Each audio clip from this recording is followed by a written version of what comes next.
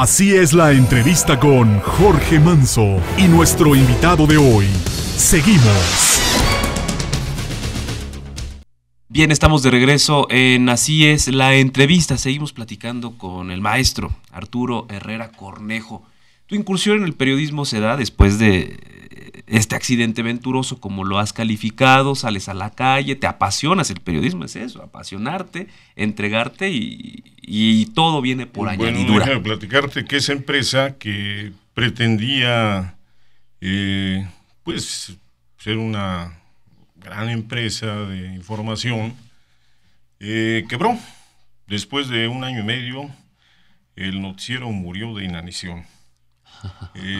No hubo los suficientes patrocinadores porque no sabíamos vender, no sabíamos ofrecer nuestro producto, no sabíamos cómo llegar con un comerciante y decirle, oiga, cómprenos un segmento en el noticiero, vamos a anunciar su mueblería, vamos a anunciar su restaurante. Esto fue lo que nos llevó a bajar la cortina 1 año y medio después. En ese momento yo pensé que había perdido el tiempo, que era una experiencia pues que al final no había sido buena. Y resulta que en 1987 las estaciones de raza cambian de administración. Déjame decirte que este noticiero lo hicimos en grupo así, Muy bien. Sí, en la competencia. La competencia. En mis tiempos libres yo me iba a hacer el noticiero. Pero en el 87 hay un cambio de administración en raza. Llega Daniel López Ícita, un hombre al que recuerdo con mucha gratitud, un hombre que me ayudó muchísimo. Y tiene la idea de hacer un noticiero y preguntan ¿quién tiene experiencia? A veces creemos que las cosas que nos ocurren en la vida fueron inútiles y resulta que pues aquello que yo en un principio había considerado un fracaso no fue inútil. Fue una enseñanza, fue algo valioso y empecé yo a hacer el noticiero junto con otros compañeros, con César Jurado, con Jorge Gutiérrez Zamora.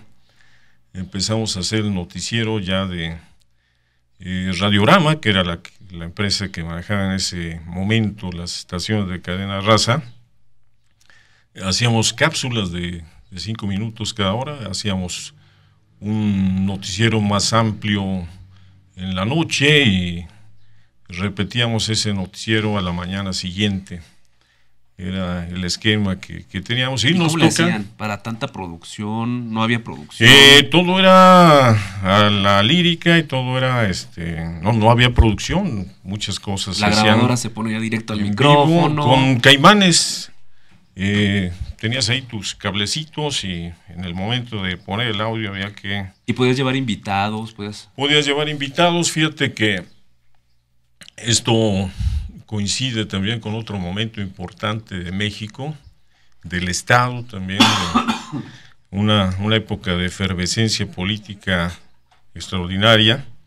Estamos hablando de que llega 1988 y llega una campaña presidencial intensísima. Un michoacano participaba. Y Michoacán participa, quien hace la corriente democrática, que después va a dar origen al Frente Democrático Nacional, la corriente democrática del PRI, que luego va a dar origen al Partido de la Revolución Democrática. Esto lo vimos nacer y bueno, en aquel tiempo... ¿Puedes entrevistar al ingeniero Cárdenas? Estaba prohibido. Estaba prohibido, pero fíjate que nos brincamos las trancas. Porque yo recuerdo una experiencia, y ahorita que tocas al ingeniero Cárdenas, recuerdo una experiencia cuando ocurre todo esto de se cae el sistema, etcétera, etcétera, etcétera, etcétera. Recuerdo que también La Voz de Michoacán en aquel momento fue el que se brincó las trancas. Sí, Publica, la Voz hizo un estudio, un sondeo de salida. Donde le da el triunfo al ingeniero Cárdenas. Exacto. Y tuvo problemas, le cortaron, si mal no recuerdo, las comunicaciones. Bueno, pues te platico, en enero del 88 pasa por Michoacán Cuauhtémoc Cárdenas. ¿Y tenías prohibido hablar con él?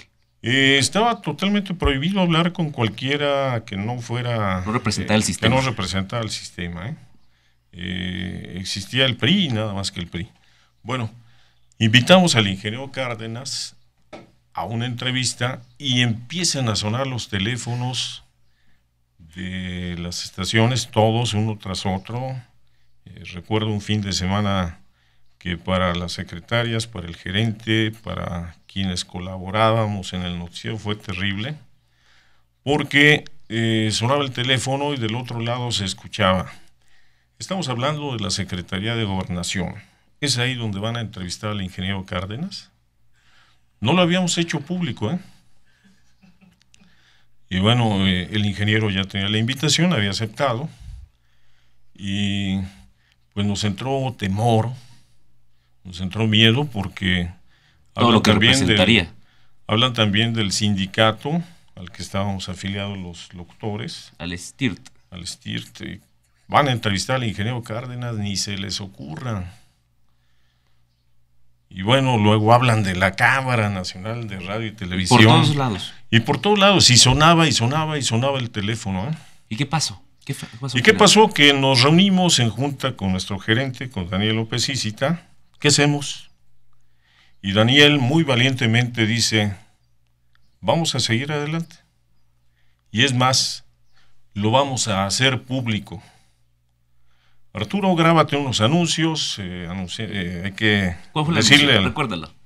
No lo recuerdo exactamente, pero el próximo lunes en estos micrófonos el ingeniero Cuauhtémoc Cárdenas conversará sobre su proyecto a la presidencia de la República. Escúchenos a través de XCLQ, se iban a encadenar y se encadenaron las 3 emisoras, XCLY y XCSGP. ¿Hubo persecución? Déjame te platico que... Es que está interesantísimo, que quiero... En ese instante, en el instante que empezaron a salir los anuncios... Te lo digo porque yo estoy recibiendo ya llamadas. No es cierto. En el instante que empezaron a salir los anuncios, se acabó la presión, ¿eh? Claro. Pero nos enteramos, el ingeniero venía de Zitácuaro, Ciudad Hidalgo, nos enteramos ya... un día antes de que fuera la entrevista, que en Zitácuaro el locutor se había levantado y no había querido hacer la entrevista. Uno de los acompañantes del ingeniero Cárdenas fue el que tuvo que... Le abrieron el espacio, finalmente se hizo, pero el locutor no se atrevió a hacerla. En el caso de Ciudad Hidalgo, llegó y la estación estaba cerrada. O sea, había un boicot, de alguna manera. Había tal boicot, no solamente para el ingeniero Cárdenas. Manuel Cloutier llegó a hacer plantones frente a muchas estaciones de radio en esa época, porque los micrófonos estaban cerrados. Y bueno, llegó el día de la entrevista, íbamos a hacerla. ¿Íbamos? Mario, ¿no la hicieron? No, íbamos a hacerla 3 locutores. Ah, ok. No doy los nombres por respeto a ellos que todavía están por ahí, pero su apellido. Medina Gutiérrez. Y bueno, el caso es que a las 8 de la mañana llegué yo a la estación, a las estaciones, vi que había mucha presencia de gentes de la Policía Judicial del Estado en los pasillos, en el exterior. Llegué tembloroso, con mucho miedo a la cabina. Y bueno, pues mis otros 2 compañeros no llegaron. Tampoco, hicieron boicot. Tuvieron miedo, yo creo, más que hacer boicot. Yo creo que sí les hizo mella esta situación que se vivió en los días previos. Y bueno, pues con la voz temblorosa, con el temor de que me fuera... Le pregunté acerca de su proyecto, le pregunté por qué se había separado del Partido Revolucionario Institucional, le pregunté si pensaba que podía ganar, porque estamos hablando de enero del 88, se veía complicado, una fuerza terrible del sistema. Y bueno, la entrevista se desarrolló, las líneas telefónicas de las estaciones se saturaron de llamadas del público, ¿eh? Subió el rating. Subió el rating. Y bueno, a mediodía que había un acto en Palacio de Gobierno con el gobernador Martínez Villicaña, yo salía a reportear todos los días. Llegué a Palacio Y te veían con Y el miedo. comentario generalizado era la entrevista, ¿eh? ¿Sí? Sí. Y te veían con miedo. No. Mis compañeros periodistas, algunos funcionarios también, otros me veían con recelo, algunos funcionarios me ubicaron desde entonces como un peligroso enemigo del sistema. ¿Y sí lo fuiste? No, yo creía... Mejor dicho, ¿sí lo eres? No, yo creo que... Y te lo pregunto porque creo- viene otro tema.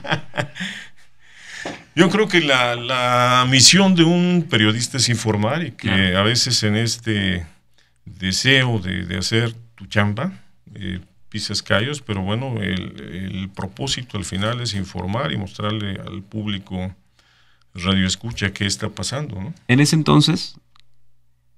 aquel entonces, no te vetaron. En aquel entonces, la línea se Déjame te respetó. platico. No.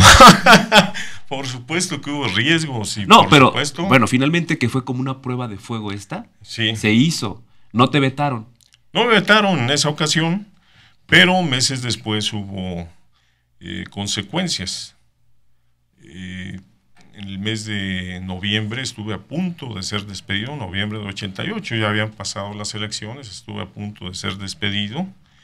Me citaron a mí, a la empresa, el sindicato presionó para que dejáramos de ser parte de esa conjura que ellos se imaginaban que estábamos participando nosotros en ella, y que ellos no iban a permitir que esto estaba orquestado, porque en aquel entonces empezaba a hablar de la salida del gobernador Luis Martínez Villicaña. Había un movimiento en las calles, había toma de presidencias municipales, había manifestaciones. Una de las prácticamente épocas todos más los álgidas días. de Michoacán. Así es. Y bueno, por informar lo que nosotros veíamos, Eras un riesgo nos acusaban de ser enemigos del sistema. del sistema, nos acusaban de formar parte Pero- de una conjura. Pero Arturo, voy a dejar este tema en la mesa. Sí fuiste enemigo del sistema en la época reciente. No voy a decir más. Sí lo fuiste. No, igual yo Sí creo lo fuiste que... porque ocurrió algo que acabó con una relación laboral de más de 30 años. Yo decidí salirme, yo decidí dejar cadenas. Pero fue precisamente a raíz de que a eras raíz un de que riesgo. ocurrió algo que no fue... ¿Me de mi platicas al agrado. regreso? Te platico al regreso. Vamos a la pausa, regresamos. Así es la entrevista. Jorge Manso sigue conversando con nuestro invitado. Así es la entrevista en Michoacán.